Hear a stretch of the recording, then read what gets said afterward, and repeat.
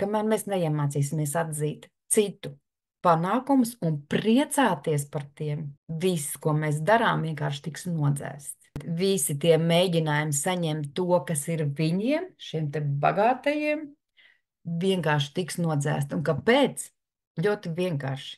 Mūsu zemapziņa to nepieņems, ka tas ir labi. Iekšā tur mums sagriezās.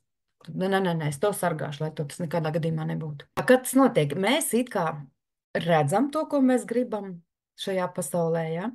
Mēs tam tuvojamies, bet dzirdējis mums vajadzētu loģiski, vajadzētu priecāties, bet mums sanāk tā, ka mums tas pietuvojas, un mēs to sākam skaust, neieredzēt, kaut kādas negatīvas jūtas iekšā parādās, ja? Zemapziņā noteikti darīs visu. Tu jūties slikti? Nē, mēs labāk tev nedarām. Dzīvo tāpat. Tev ir normāli. Vispār domā un kļūst bagāts. Kur tur vispār daudz iespringt?